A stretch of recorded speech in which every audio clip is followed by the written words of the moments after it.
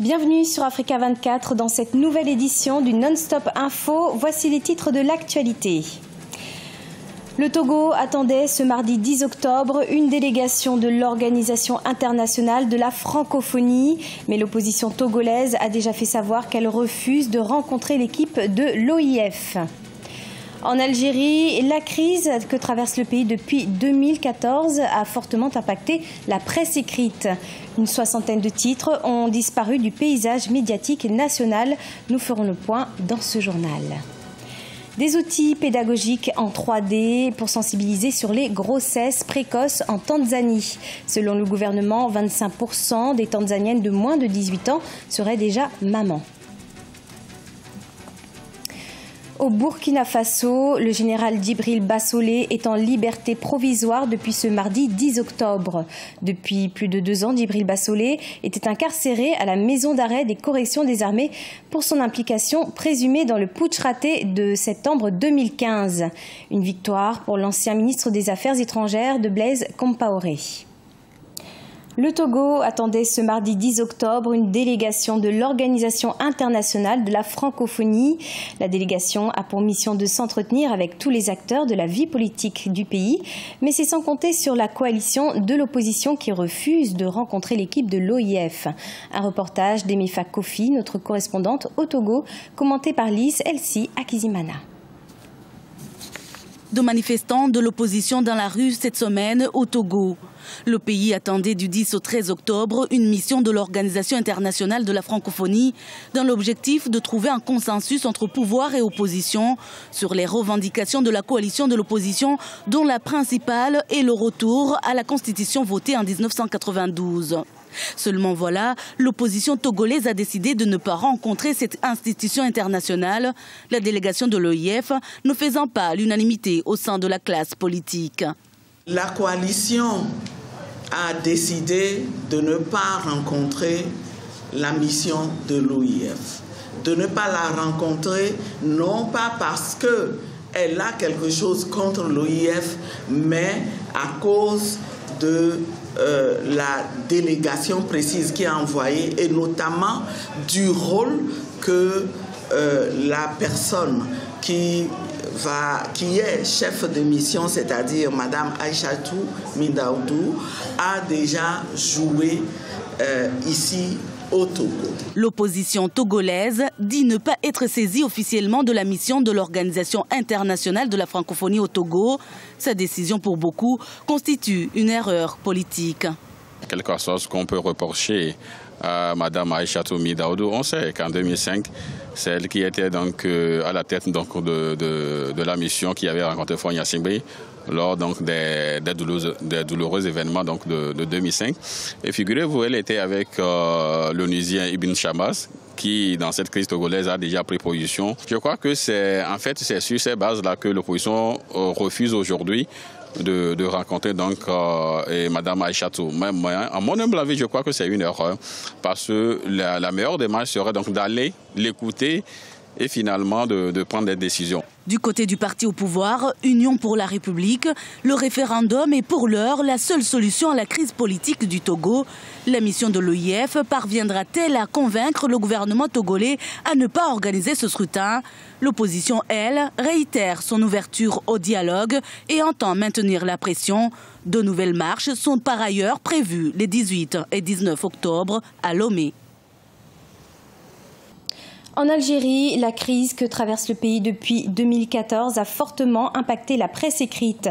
Une soixantaine de titres ont disparu du paysage médiatique national, une situation qui serait notamment due à l'arrivée de l'ère numérique. Un sujet de Gladys Wamba. 26 quotidiens et 34 hebdomadaires, c'est le nombre de titres qui ont cessé de paraître en Algérie depuis 2014, année de la chute des cours pétroliers qui ont engendré le début de la crise financière dans le pays. Sur plus de 140 quotidiens algériens publiés dans les 2 langues, français et arabe, seulement 21 tireraient plus de 10 000 exemplaires par jour. La crise financière a impacté le secteur de la presse et des titres pourraient disparaître. C'est une conséquence évidente. Il faut donc revoir le modèle économique. C'était le cas aussi dans les pays développés, notamment aux USA où de grands titres ont disparu ces dernières années. Mais la crise financière ne peut expliquer à elle seule la disparition d'une soixantaine de titres dans la presse écrite algérienne.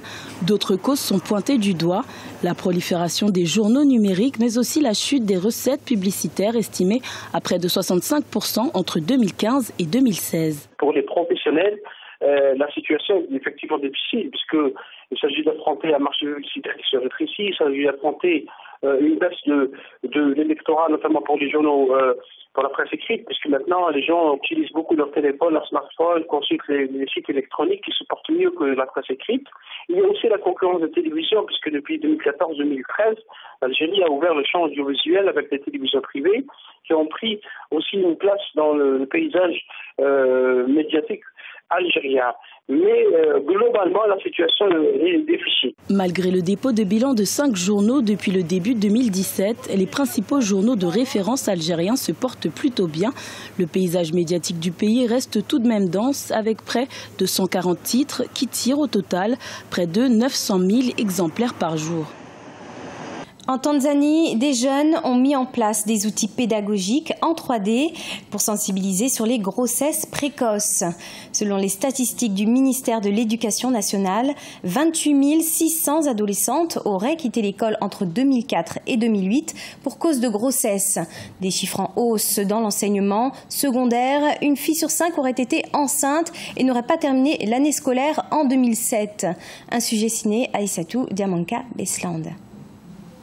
De jeunes Tanzaniens ont créé des séries de dessins animés en 3D.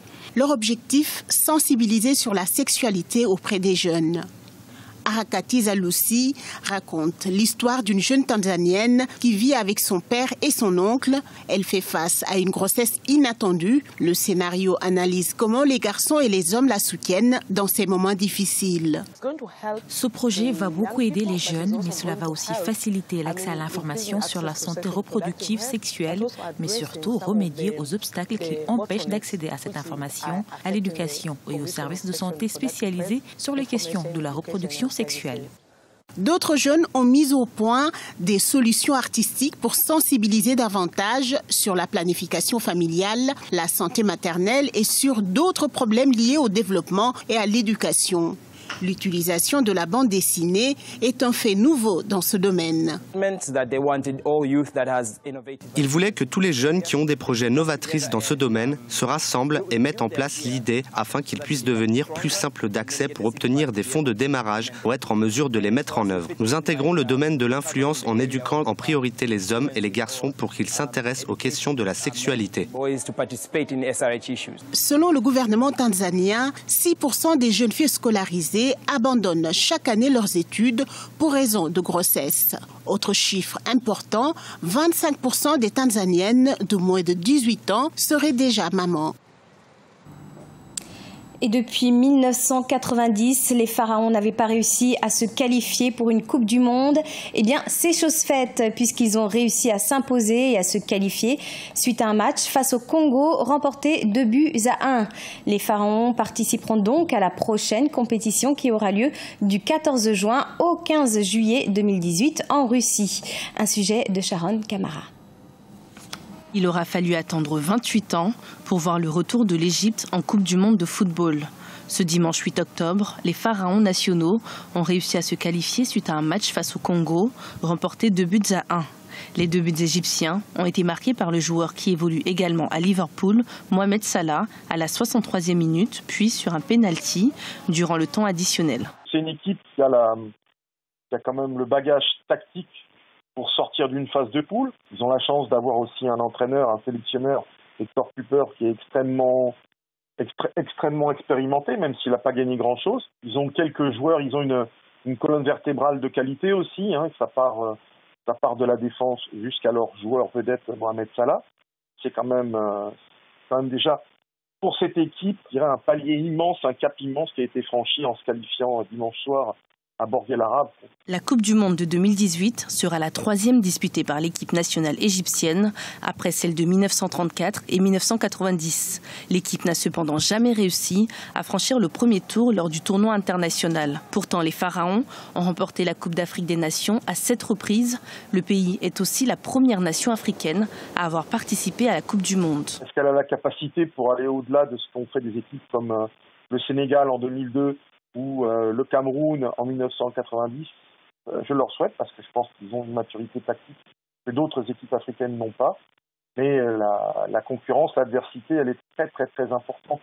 Après le Nigeria, l'Égypte est le second pays africain à se qualifier pour la Coupe du Monde 2018 en Russie, qui aura lieu du 14 juin au 15 juillet 2018. Des qualifications qui éliminent d'office les équipes congolaises, ghanéennes et ougandaises. Pour les autres nations encore en compétition, 3 places sont encore à prendre lors de la dernière journée des éliminatoires, qui aura lieu du 10 au 12 novembre 2017. Ce journal a été réalisé par l'ensemble de la rédaction. Merci de l'avoir suivi. Retrouvez dans un instant une nouvelle édition de l'information sur Africa 24.